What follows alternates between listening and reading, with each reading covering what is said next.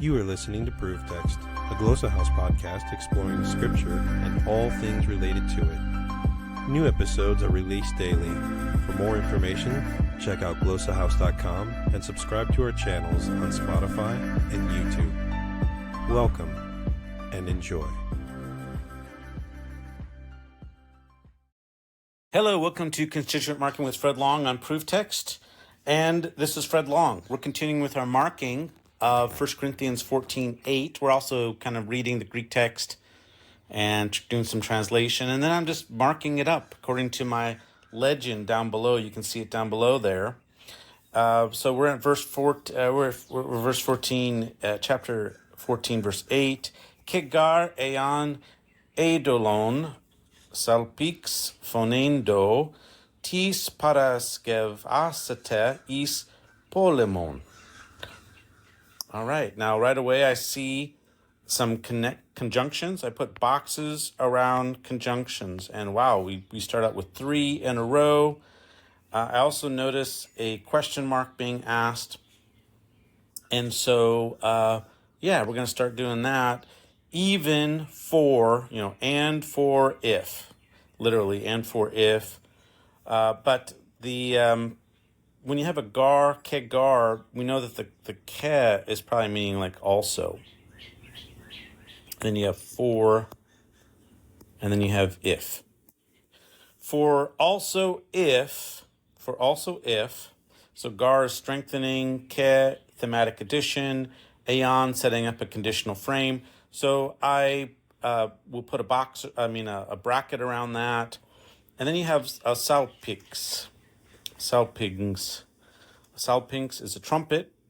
And then you have do, which we saw in last verse, also a do. That's an aorist, active subjunctive, third singular. So this is salpix, gets a single underline, so does the verb. And then you have eidolon, phonein. Now, these are actually direct objects, and the adelon is modifying phonein. And you might say, well, wait a minute, the endings don't match, but that's okay. They actually grammatically match because this is an adjective which is formed with an alpha privative, and it's a compound adjective form. And when you have compound adjectives, they are dual termination, which means that they have masculine and feminine endings that look the same, and then neuter endings. So you basically have 2 sets of endings. The masculine is serving also the feminine. So here you have phonein, which is feminine accusative singular, with adelon, and so they are actually in perfect agreement. Now, these are discontinuous, which is kind of interesting. So this is for effect. So stress is going to be in one or the other. And I would say probably the stress is particularly on the indistinctness, because this is what Paul is focusing upon, is the indistinctness of sounds. And so phonein, remember that a phone is not just a voice, it is a sound. So for even if a trumpet gives an indistinct sound, or in the case that a trumpet gives an indistinct sound, that's all the protasis. So that's where the protasis ends. I'm going to put a bracket to say that's where it ends. And so there's your nice subordinate clause. Who, and here's the interrogative pronoun, tis, who will be prepared, future, who will be ready. Really, this verb is a middle formed. Who will be ready for battle, for polemon, for battle.